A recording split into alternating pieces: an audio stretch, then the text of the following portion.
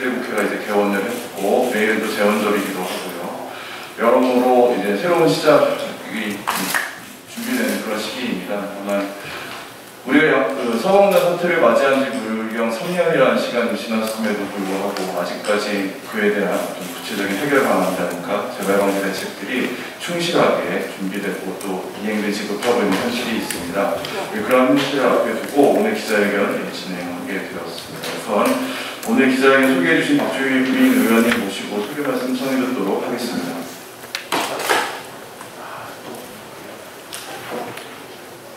예, 안녕하십니까. 주민입니다. 오늘 사법농단 사태 더 이상 방치해서는 안 된다 기자회견에 참석해 주신 분들 그리고 기자분들 감사드립니다. 사법농단 사태가 이 세상에 알려지고 많은 시간이 흘렀습니다.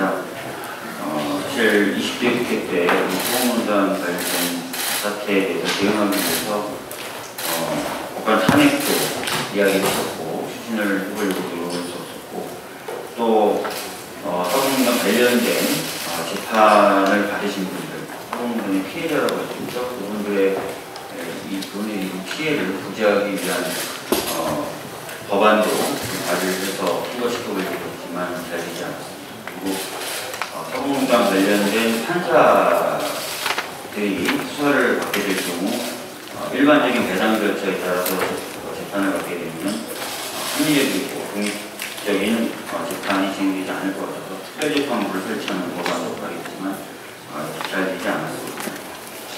그런 사이에 여러분들 다 아시겠지만 최근 법원에서 사법농단에 관여했던 법관에 대해서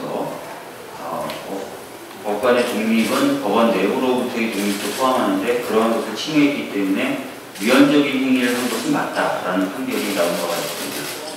법원에 의해서도 사법농단 관련된 판사가 위헌적 행위를 했다고 확인이 된 이상 이러한 사태를 더 이상 수수방관하고 있을 수는 없다고 생각합니다. 그것은 어떻게 보면 국회에 부여되는 헌법상 의무를 방기하는 것이기 때문이죠. 그래서 21대 국회에서는 다양한 방법으로 이 사법농단 관련된 논란, 문제를 해결하고 마무리 지어야 되겠다는 생각을 가지고 있습니다. 그런 차원에서 기자회견을 소개하게 되었고 기자회견에 참석하신 많은 분들 역시도 그런 취지로 말씀을 해주실 것이라고 생각합니다. 감사합니다.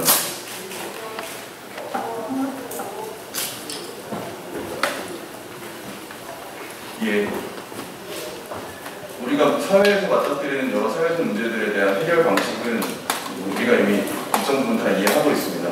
특정한 사안이 생기면 우선 그것에 대한 진상규명을 하고 책임자에 대한 문책을 하고 또 나아가서 그것이 재발 방지될 수 있는 방안을 만들고 또 그 과정에서 피해를 입은 분들의 피해 회복을 하는 그런 부분들이 중요하다. 저희는 그런 사회적 문제가 발생하면 그것을 해결하는 방식을 그렇게 이해하고 있는데 그런 측면에서 저희가 오늘 두들겨 말씀드리는 것은 크게 세 가지입니다. 첫 번째는 사법농단 관여 법관에 대한 문책의 측면에서 법관 탄핵의 필요성을 좀 강조드리려고 합니다. 우선 그 참여연대 사법감시센터 소장 맡고 계신 임지홍 교수님 모시고 말씀 청해드리도록 하겠습니다.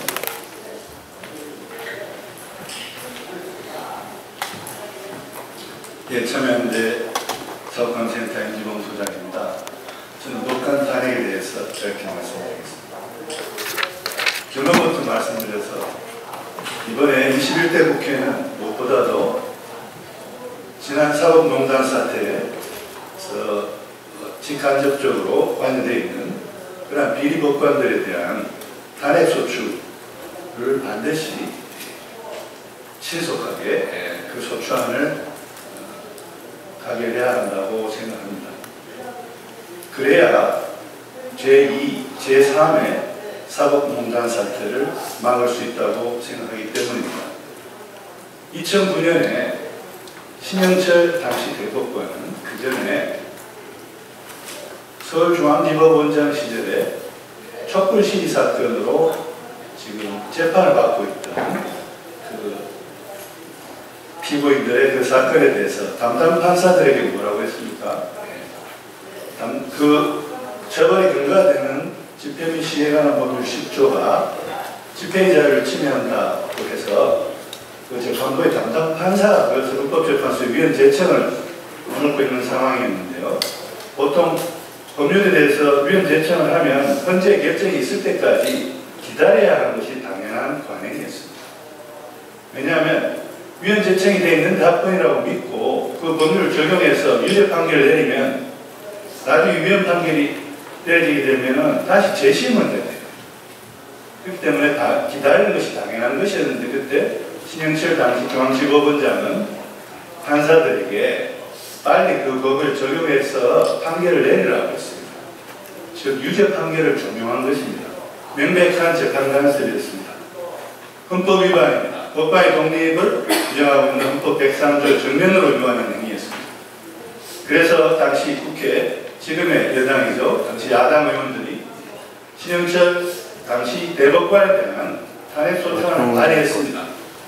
그런데 당시 여당이 반대했고 표결 자체에 나서기를 반대했고 국회 본회의에 탄핵소추안이 발의된 후 72시간 이내에 가결되지 않으면 자동 폐기된다는 국회법 조항에 의해서 신영철 대법관에 대한 탄핵소추안은 허무하게 폐기됐습니다.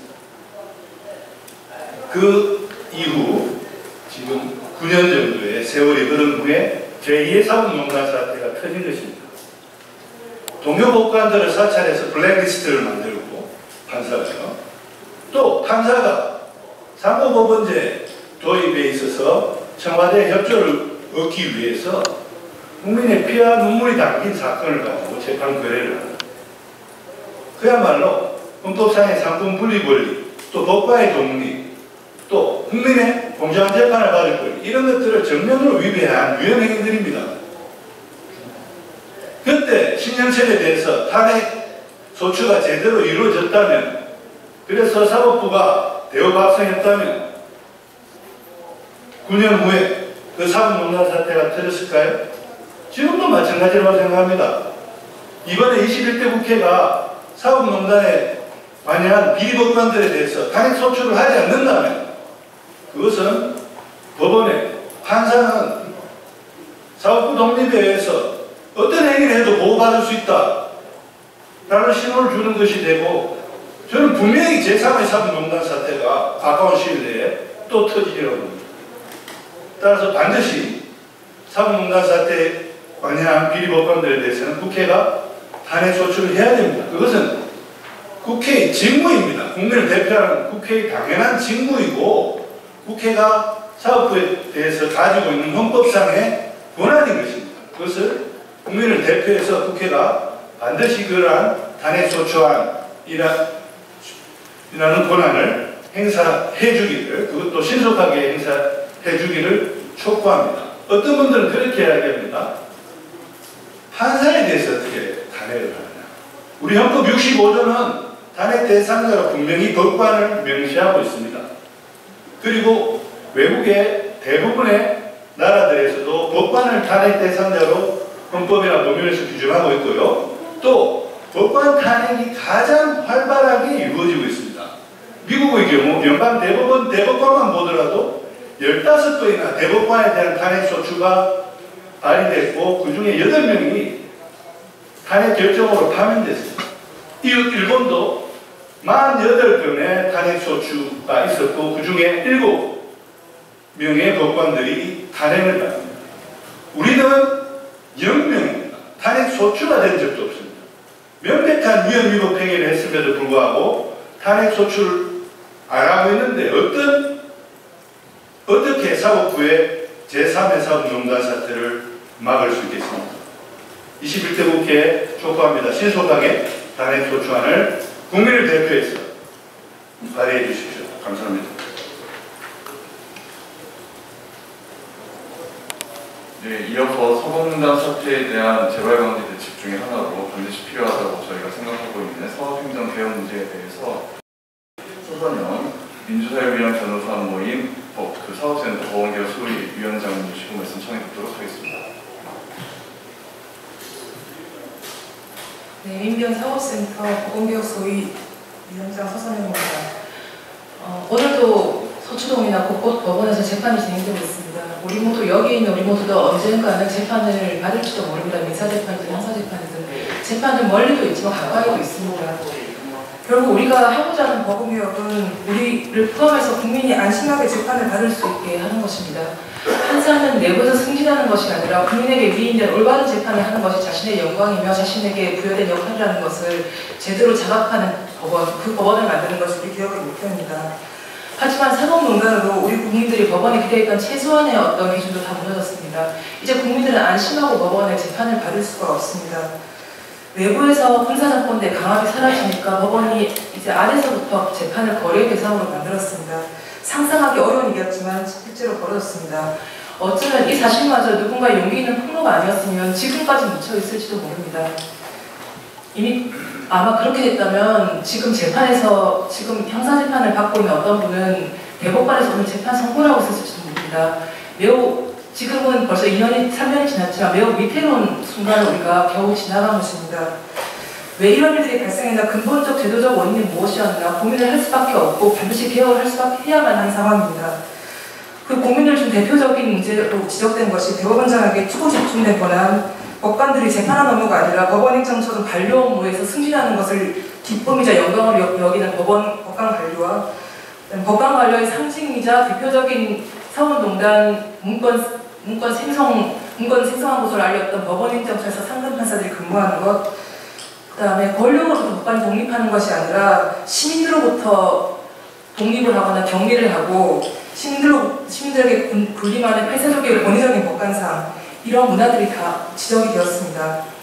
결국 오늘도 계속되는 재판에서 내 사건이 누군가의 징급수단으로 상납되지 않고 거래 대상이 되지 않고 하찮은 사건으로 취급되지 않는다는 안정감을 갖고 재판을 갖기 위해서는 이러한 문제가 개선이 반드시 되어야 합니다.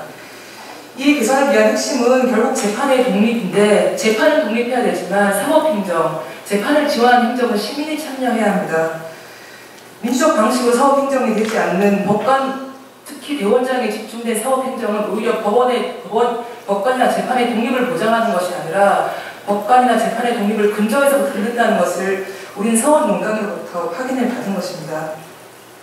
법관은 내부 상관의 지시가 아니라 자신의 권한이 국민으로부터 위임받은 것임을 계속 상기할 수 있는 제도를 만들어야 합니다. 재판은 독립을 해야 되지만 판사들이 스스로 자신을 관료라고 생각하면 재판의 독립은 불가능합니다. 법원행정처에서 판사를 빼야 합니다. 행정처 탈판사와, 이것은 사실 법원도 동의하고 지금 추진하고 있는 바입니다. 국회에서 이것을 법으로 만들어서 완성만 시키면 되는 상황입니다. 재판의 독립이 사법 권력을 견제받지 않는 독점이나 사법으로부터 유폐를 의미하는 것이 아니기 위해서는 중요한 사법행정 사항에 대해서 시민들이 함께 결정을 해야 됩니다. 이것은 재판 독립을 위해서 필요합니다. 현재와 같이 대법원장에게 초집중된 권한으로 대법원장의 모든 것을 결정하는 사법행정은 일본하고 우리나라 말고는 유례가 없습니다. 일본으로부터 시작된 제도가 우리나라도 계속 이렇게 유지해 왔는데 이제는 드디어 반드시 고칠 때가 된 것입니다. 사법행정위원회를 만들어서 시민이 참여하는 사법행정을 국회에서 도입을 해야 됩니다. 더 이상 후진적인 사법행정으로는 제대로 된 재판 독립과 제대로 된 판결을 만들어갈 수가 없습니다. 20대 국회는 하지 않았습니다. 이 일들을. 사법개혁 특위를 만들었지만 법원 관련 논의들은 진전이 되지 않았습니다. 기본적인 내용도 숙지하지 않고 발언을 하는 몇몇 발언들도 발견됐습니다. 제발 이번 국회는 책임감을 갖고 법원개혁에 대해서 나서주시기 바랍니다. 우리 국민들은 회의록도 보고 회의 동영상도 보고 매번 꼼꼼히 점검을 하면서 각각 국회의원들이 국민의 대표로서 제대로 활동을 하고 있는지 계속 모니터링하고 감시하고 촉구를 할 것입니다. 이상입니다.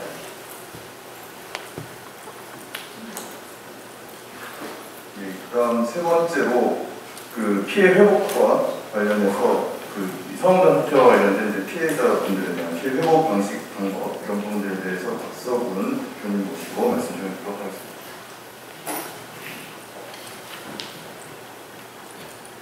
사법농단 사태로 인해서 수많은 국민들이 피해를 입었습니다. 사법정의는 무너졌고 그로 인한 피눈물이 사법농단 피해자들의 가슴에 맺혀 있습니다.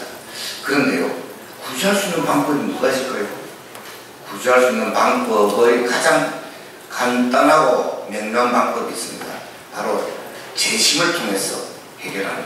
그래서 새로이 사법농단이 없는 상태에서 새로운 심리를 해서 올바른 법적, 사법적 판단을 하도록 하는 겁니다. 그런데 현행법상 재심 요건이나 절차가 거의 불가능한 그런 상황입니다.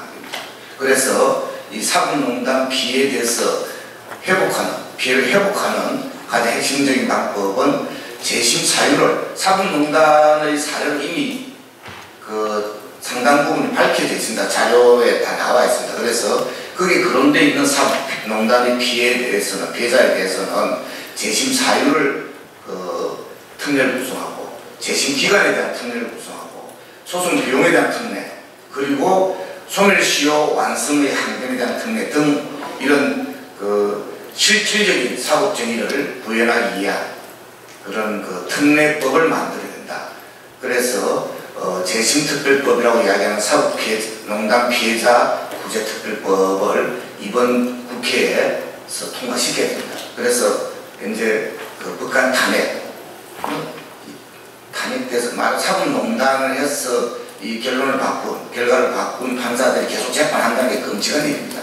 두 번째, 이런 일을 재발 방지를 위해서는 법원조직법 민주적으로 개정해야 됩니다. 세 번째로 피눈물이 나 있는 피해자들에 대해서 재심을 통해서라도 구제를 하는 이런 것을 통해서 3년이 됐지 않습니까? 3년 됐는데 이제는 마무리해야 될 때가 됐다.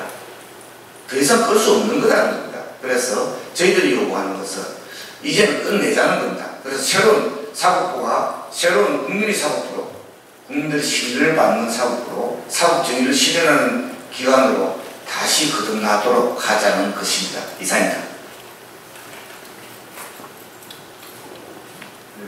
발언으로는 마지막입니다. 사법농단 피해와 관련해서 자유언론실천재단 이사장 맡고 계신 이구영 이사장님 잠깐 보시고 피해자분들의 절절한 말씀 잠시 청해보도록 하겠습니다. 저에게 주어진 내용은 너무 구체적인 걸 얘기하는 것 같습니다. 여기 계신 언론인들도 조금 관심 있으신 분들은 1974년, 75년 동아일보에서 어떤 일이 있었는지 들어서 알고 계신 분들이 있을 겁니다. 그때 당시 유신 헌법을 국민들에게 강요했던 박정희 정권은 중앙정보부, 무소불위의 중앙정보부를 통해서 자유언론 운동을 벌이고 있는 동아 언론인들을 내쫓기 위해서 동아일보에 대한 그리고 동아방송에 대한 광고 탄압을 실시했습니다. 1974년 12월 24일부터 일제히 동아일보와 동아방송에 대한 광고가 사라져버렸습니다. 광고주들을 통해서 광고 동판이나 광고 녹음 테이프를 다 가져가 버렸습니다. 세계적으로 이 동아 광고 사태는 엄청난 파장과 권력의 자유민주 사회에서의 한계가 어디까지냐 이런 논란을 크게 불러일으켰었습니다. 이렇게 권력에 의해서 광고가 언론으로부터 싹 사라져버리는 일, 이런 일이 유신 취재하에서 일어났습니다. 그런데 2014년 15년에 동아일보 측은 그 당시 박근혜 정부를 상대로 그것이 권력에 의한 광고 탄압이 아니라 동아일보, 동아방송의 경영 악화로 동아에 있던 언론인들을 해고할 수밖에 없었다. 이런 행정소송을 제기했어요. 전 세계적으로 이미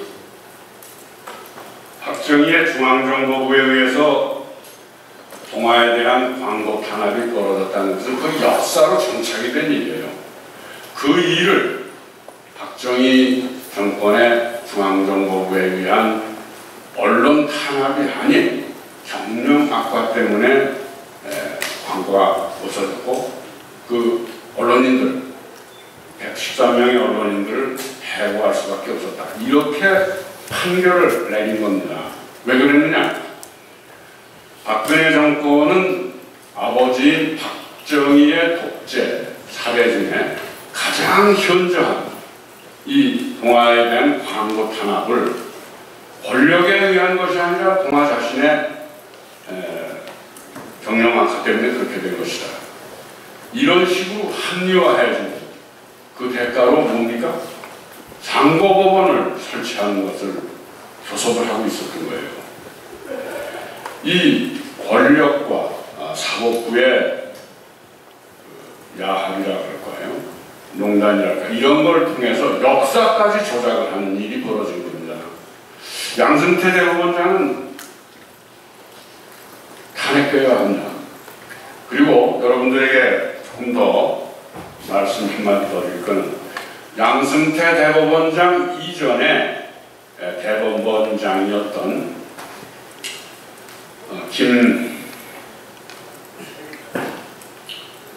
대법원장이 고 직전 대법원장이 이용훈 대법원장이 바로 그 재판이기 14년 초에 2014년 초에 인천 김성수 기념사업회 회장으로 왔어요. 그래서 그 양승태나 그 신영철이나 그 동아 관련 행정소송을 한 사람들이 바로 이용훈 대법원장 밑에서 일을 하던 사람들이에요. 저는 사법농단이 이렇게 아주 조직적으로 이루어진 일이라고 저는 생각합니다. 이번 20대 국회에서는 못했지만 21대 국회에서는 그런 일을 밝혀서 대통령은 탄핵되는데 왜 대법원 판사나 법관은 탄핵되면 안 됩니까? 이 법원에 대한 이 고정관념을 깨서 사법정의를 세우는 계기가 되어야 하리라고 생각합니다. 이상 제 얘기 마치겠습니다. 예정된 시간이 조금 넘겼습니다. 죄송하다는 말씀드립니다. 오늘 아까 말씀드렸던 21대 국회가 개원을 하는데요. 좀 늦은 출발이지만 꼭 21대 국회에서는 빠른 사법농단 사태 해결이 희망합니다. 예정되어 있었던 기자회견문 낭독은 시간 관계상 생략을 하고 저희가 배포해드린 기자회견문으로 대신하도록 하겠습니다. 그러면 이것으로 오늘 준비했던 기자회견 모두 마치도록 하겠습니다. 감사합니다.